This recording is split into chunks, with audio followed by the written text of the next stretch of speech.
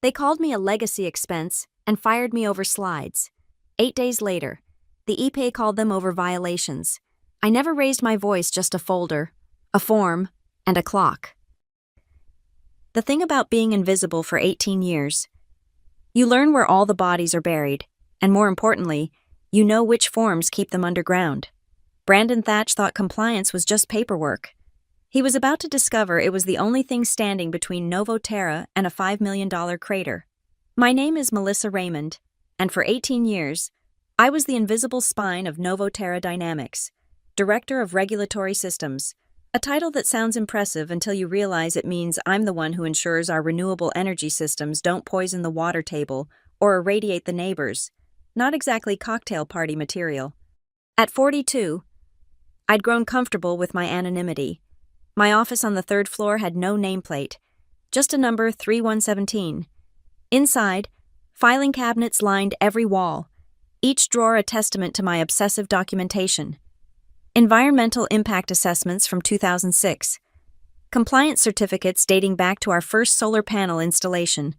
Safety protocols written in my careful handwriting, revised quarterly, initialed by executives who'd long since forgotten my face. I arrived at 7:15 every morning, left at 5:30 every evening. In between, I was the membrane between Novoterra and regulatory disaster. When the EPA updated emission standards, I translated them into actionable protocols. When OSHA revised workplace safety requirements, I rewrote our manuals.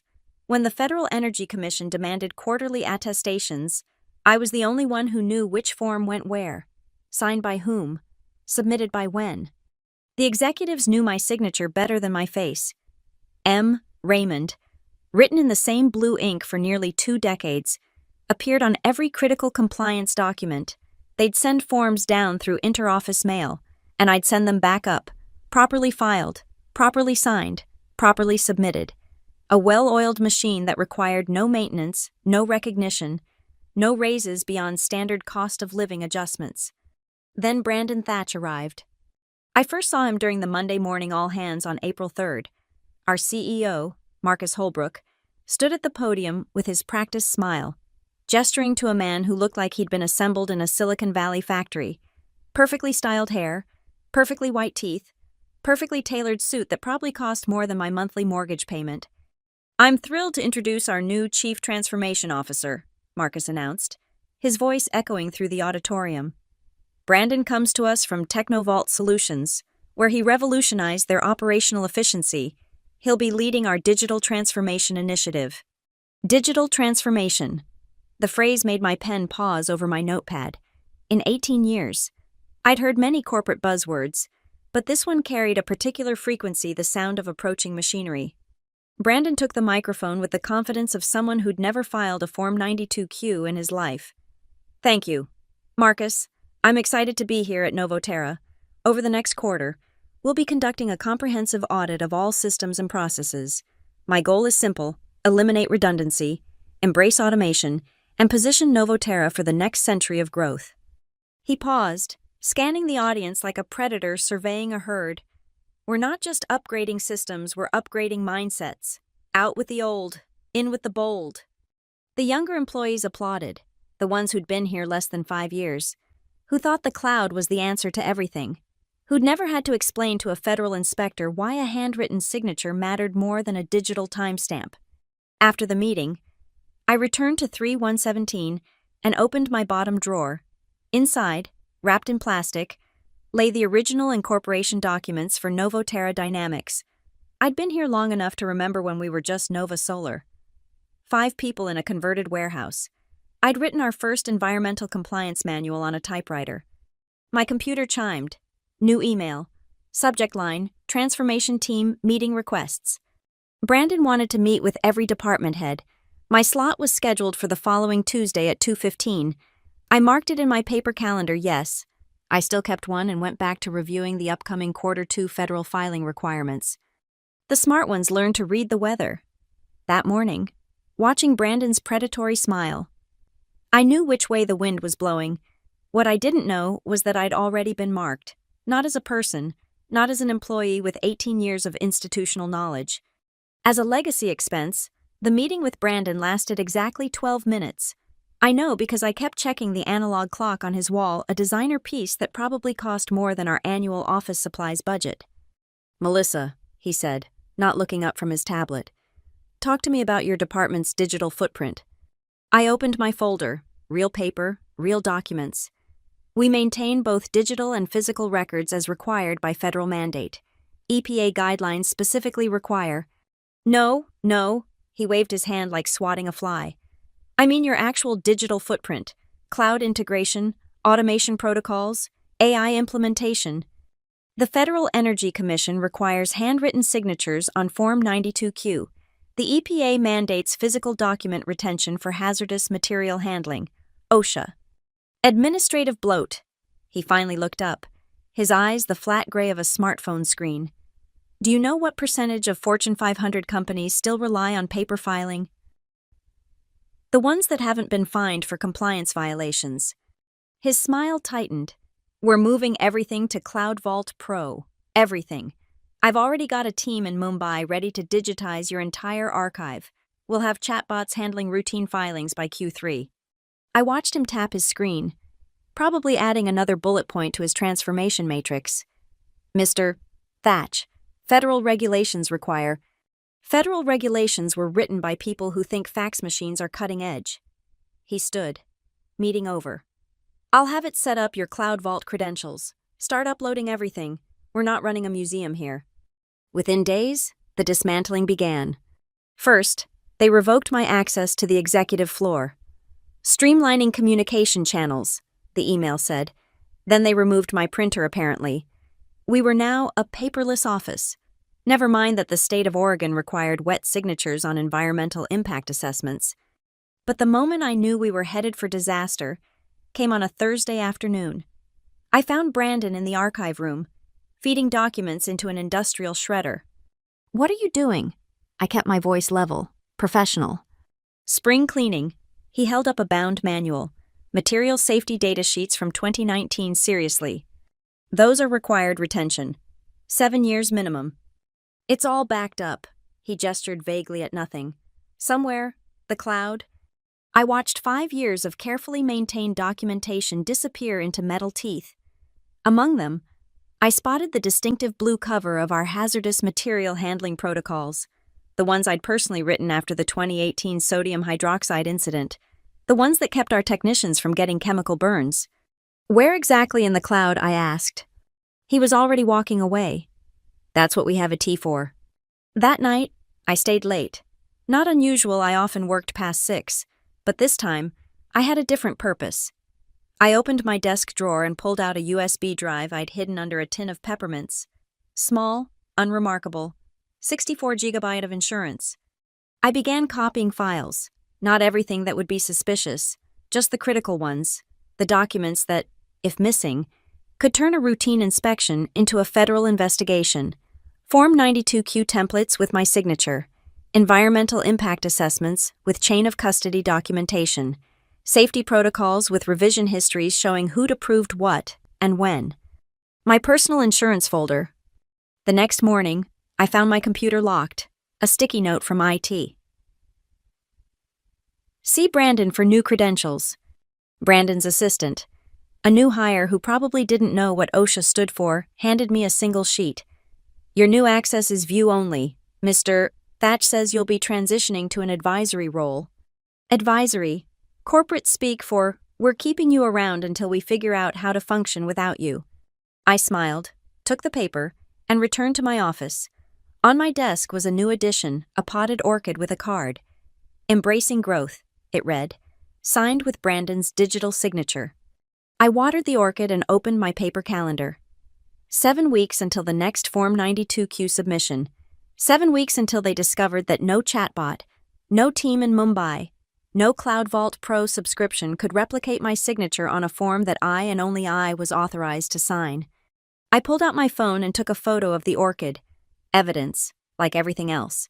Then I opened my desk drawer, straightened my emergency USB drive, and began documenting everything. They wanted to burn down the old system, fine, but they'd forgotten something crucial. I knew where they kept the matches, and more importantly, I knew which forms would summon the fire department.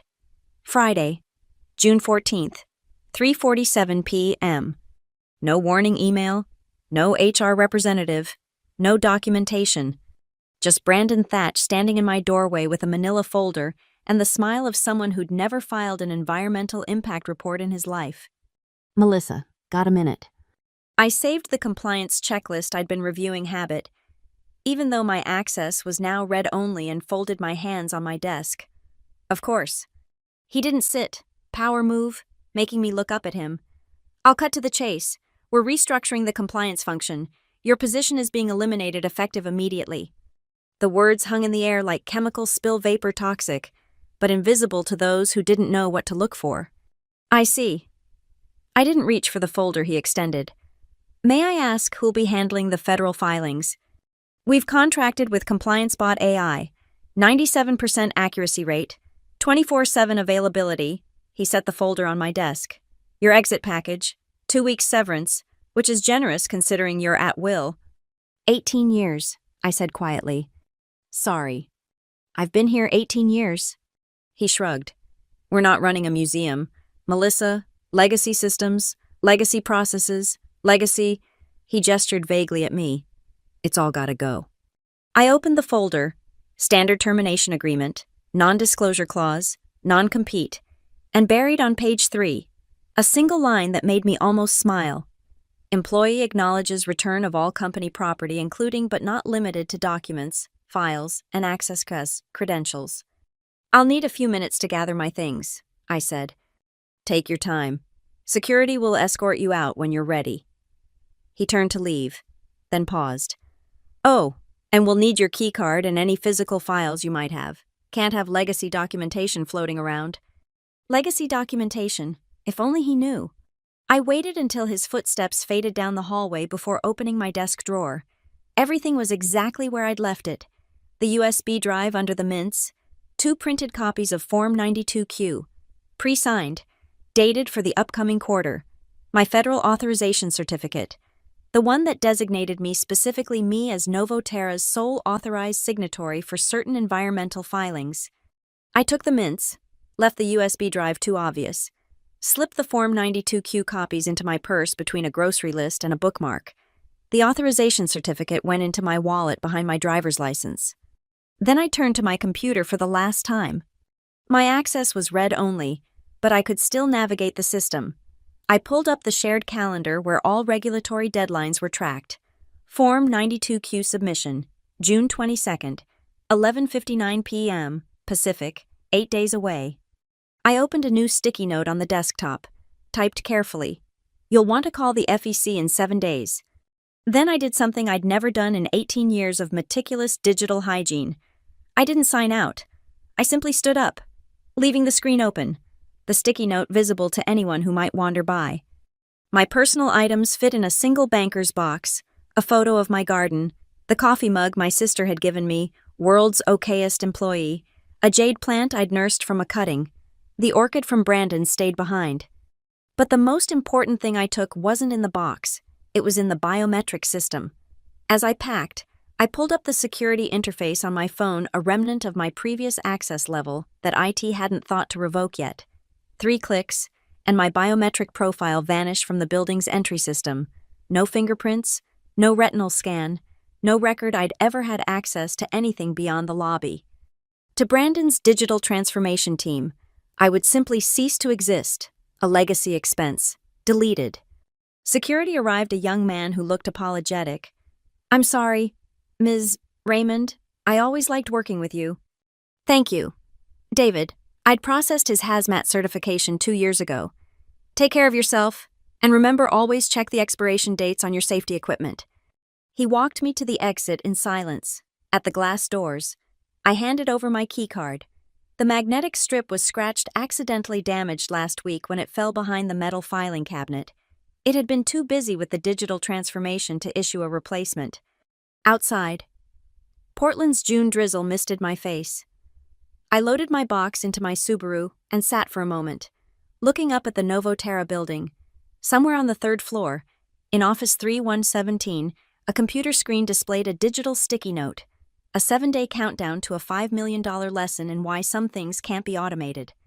I drove home slowly, taking the long way through the industrial district, past the facilities I'd helped certify, past the waste treatment plant where I'd spent 6 months ensuring our runoff met federal standards, past 18 years of invisible work that Brandon Thatch had just classified as expendable. At home, I placed the banker's box in my garage and went to tend my garden. The tomatoes were coming in early this year. In 8 days, they'd be perfect for harvesting. Just like something else I'd planted. The first 3 days passed in deliberate quiet.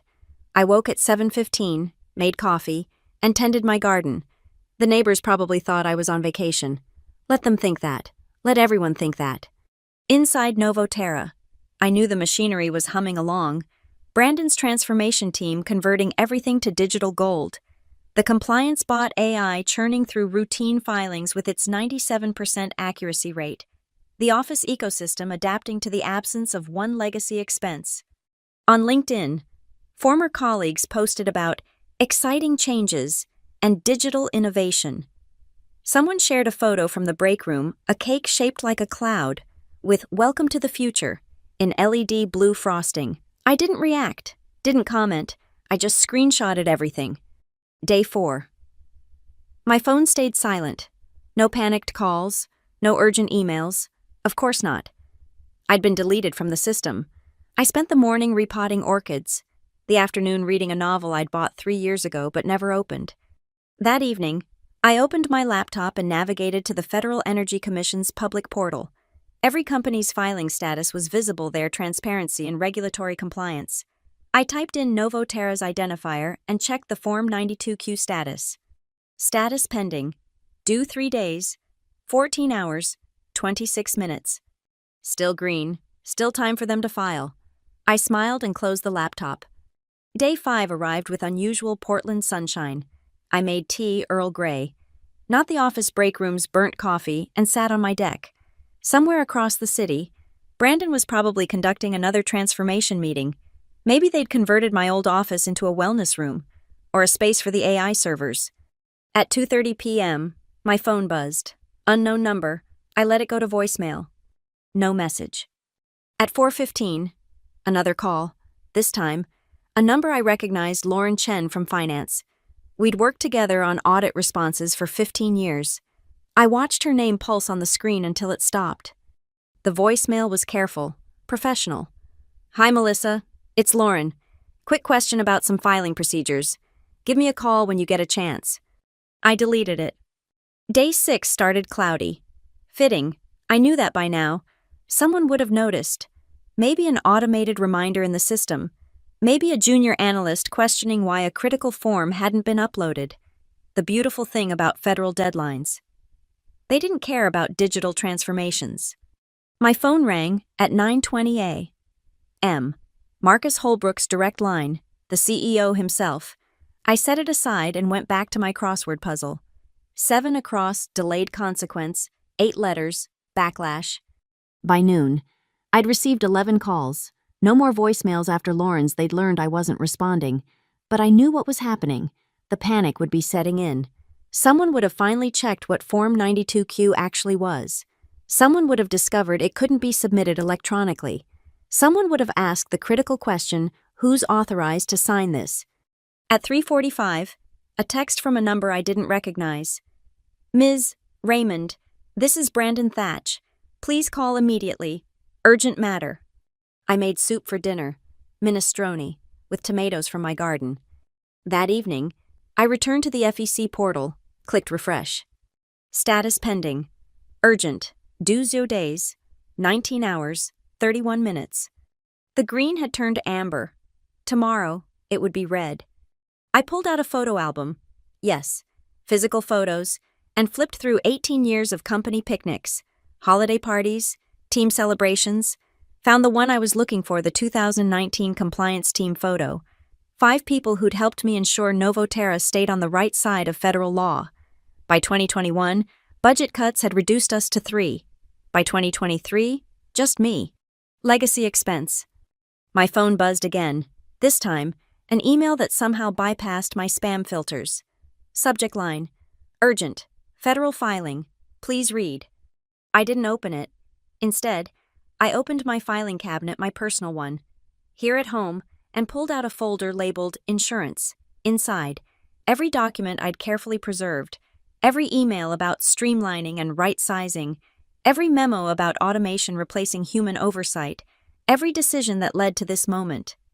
At the very back, a single sheet of paper, the federal designation form that made me, and only me, Novo Terra's authorized signatory for Form 92Q.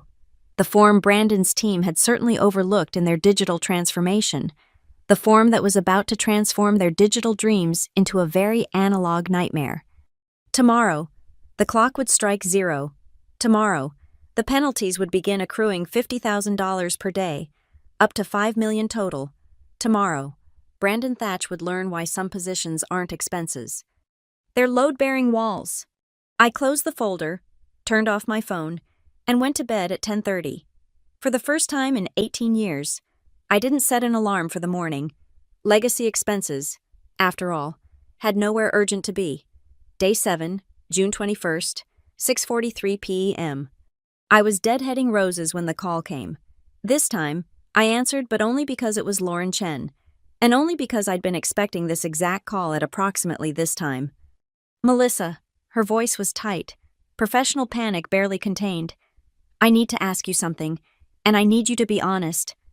Hello, Lauren. I pulled off my gardening gloves slowly. How's the digital transformation going? Were you the signatory for Form 92Q? I let the silence stretch just long enough. That's an interesting question. What does your documentation say? Melissa, please. The filing window closes in 5 hours. We've been trying to submit it all day, but the system keeps rejecting it. It says we need an authorized signatory. And your name? She stopped. Your biometric data is gone. Your access credentials don't exist. It's like I was never here. I sat on my garden bench, watching the evening light fade, like I was a legacy expense that could be deleted. This isn't about Brandon or the restructuring. This is about $5 million in federal penalties. Yes, I'm aware. Her sharp intake of breath was audible. You knew this would happen. I'd recommend reviewing Section 6.2 of the Federal Compliance Manual, the part about signatory requirements for hazardous material operations. I paused. Oh wait, Brandon shredded the physical copy, didn't he? And I doubt ComplianceBot AI thought to digitize that particular section. Melissa, what do you want? Want? I laughed, surprising myself with how genuine it sounded. I wanted to do my job. Lauren, for 18 years, that's all I wanted? We can bring you back. Full reinstatement, better salary, whatever you need. The filing window closes at 11:59 p.m. Pacific. That's in... I checked my watch. 5 hours and 16 minutes. Even if I wanted to help, I'm no longer an employee. I have no access to the building. My biometrics are gone. And more importantly, I'm no longer authorized to sign federal documents on Novoterra's behalf. But you were authorized. You could what? Walk into a building I've been banned from access systems. I've been locked out of sign a form that requires me to be a current employee in good standing. I stood, brushing dirt from my jeans. I'm just a legacy expense. Remember, eliminated for efficiency. The silence on her end was deafening. Lauren, I said, more gently, check the portal at midnight. You'll see the status change. And tomorrow morning, you'll get an automated notification from the FEC. I suggest having legal counsel ready. How do you know? Because I've been doing this for 18 years. I know every form, every deadline, every consequence. That knowledge walked out the door with me 8 days ago. If we could just... There's nothing you can do tonight. The authorization chain is broken. Even if Brandon himself signed it, the FEC would reject it. Only the designated signatory can submit Form 92Q, and that designation can't be transferred without a 90-day approval process. I heard papers rustling, probably Lauren frantically searching for some loophole. There has to be something, she said. Some emergency provision. Section 12.4 allows for emergency filing extensions in cases of natural disasters or acts of God. I smiled at my roses. Being classified as a legacy expense doesn't qualify. Melissa. I need to go. Lauren, my tomatoes need watering. I paused. You might want to check who signed the last 43 Form 92Qs, and then ask Brandon why he thought that 17-year pattern of federal compliance was administrative bloat. I hung up before she could respond. At 11:58 p.m., I sat at my kitchen table with a cup of chamomile tea and my laptop open to the FEC portal. I'd refreshed it every few minutes for the past hour, watching the countdown timer tick towards 0. 11:59 and 30 seconds. The status still showed pending. 11:59 and 45 seconds. A last-minute miracle. Had they found some workaround? Midnight. Refresh. Status delinquent, subject to penalties. Penalty assessment initiated daily. Fine $50,000. Maximum penalty $5,000, $1,000. I took a screenshot, then I closed my laptop, finished my tea, and went to bed. Somewhere across Portland, in a glass tower that never slept, phones were ringing, emergency meetings were being called. Brandon Thatch was about to learn that in the world of federal compliance, there was no cloud solution for a missing signature. And I was going to sleep better than I had in 18 years. The email arrived at 9:14 a.m. on day 8. Not to my personal email, they didn't have that.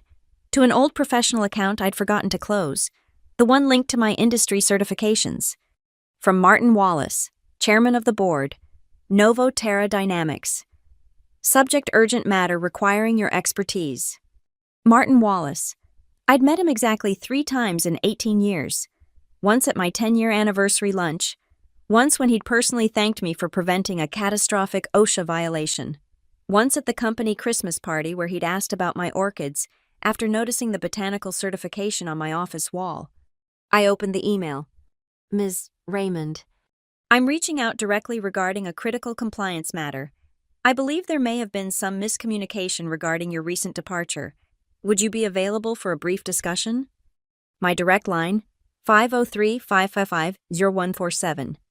Regards, Martin Wallace. Miscommunication, I almost laughed. Instead, I opened my insurance folder and pulled out a single document, an internal memo dated May 28th, 2 weeks before my termination.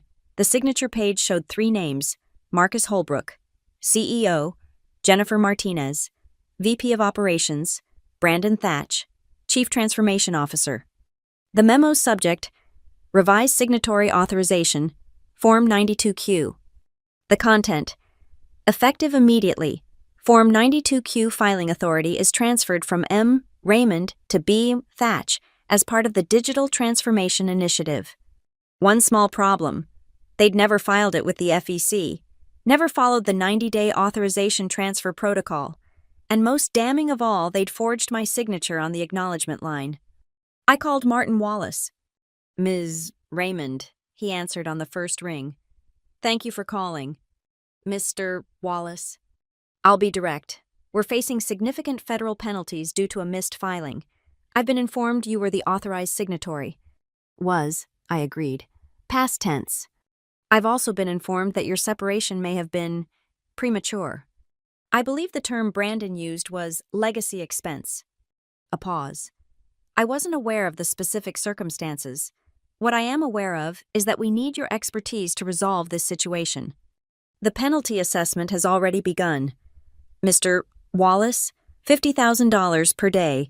Even if I were reinstated today, the authorization transfer would take 90 days. By then, you'd have hit the $5 million maximum. There must be something. Actually, I said, pulling out the forged memo, there might be a more pressing concern. Does Novoterra's legal team know about the attempted authorization transfer on May 28th? Silence. What attempted transfer? The one with my forged signature, the one that violates federal law, the one that transforms this from a civil penalty to a criminal investigation. The silence stretched longer this time. Ms. Raymond, he said finally, I think we need to meet in person. I'm no longer an employee. Mr. Wallace, I can't enter the building. Not at the office, my home, this afternoon, if possible. I'll send a car. I looked at the forged memo, then at my garden through the window. The tomatoes were perfect red, ripe, ready for harvest. 2 conditions, I said. First, any conversation we have is documented by your personal attorney. not corporate counsel. Second, Brandon Thatch is suspended pending investigation, effective immediately. Those are significant demands. Check page 3 of the memo dated May 28th, the one Brandon submitted to finance. Compare my signature to any document from the past 18 years. Then check the metadata. Notice how it was created on June 10th, 5 days before my termination and 2 weeks after it was supposedly signed. I heard papers shuffling, keyboards clicking. "I'll need an hour to verify this," he said. "You'll need less than 5 minutes if you ask aita to check the document history, Brandon's login, his IP address, the timestamp showing he accessed my signature file from the HR database." I paused. "I documented everything. Mr. Wallace, everything." "The car will be there at 2 p.m., he said quietly. "One more thing. Lauren Chen from finance, she tried to fix this. She's not part of whatever Brandon was building. Remember that." I hung up and went to tend my tomatoes. They'd waited long enough for harvesting, just like everything else I'd planted in the last 8 days. At 1:45, I dressed in the same outfit I'd worn to my last day at Novoterra. Professional, understated, forgettable. The kind of clothing a legacy expense would wear. In my bag, I placed 3 items: the forged memo, my federal authorization certificate, and a USB drive I definitely hadn't taken from my office. The one that definitely didn't contain 18 years of compliance documentation that Brandon thought he'd deleted. The car arrived exactly at 2, a black town car with a driver who didn't make small talk. As we drove through Portland's afternoon traffic, I thought about Brandon Thatch. Right now, he was probably in an emergency meeting, trying to explain how a simple signature had unraveled his entire digital transformation. He'd forgotten the first rule of compliance: the most dangerous person in any organization isn't the one who makes noise. It's the one who keeps quiet and keeps records. By the time I returned home at 6:30 p.m., the wheels were already turning. Martin Wallace had taken exactly 17 minutes to review my documentation before making 3 phone calls: his personal attorney, the head of HR, and someone he referred to only as the specialist. Brandon Thatch's suspension was effective immediately. Not a quiet administrative leave, a full suspension pending investigation into document fraud and federal compliance violations, the kind that gets reported to regulatory bodies, the kind that follows you to your next transformation project. My phone had 37 missed calls. I deleted them all without listening. The time for conversation had passed. At 8:15 p.m., the first news alert appeared on my phone. Portland tech firm faces federal investigation over compliance failures. By 9, it was trending on LinkedIn. By 10, someone had leaked internal emails showing Brandon dismissing compliance as bureaucratic theater. I made tea and sat on my deck, scrolling through the coverage. The articles were carefully worded legal departments working overtime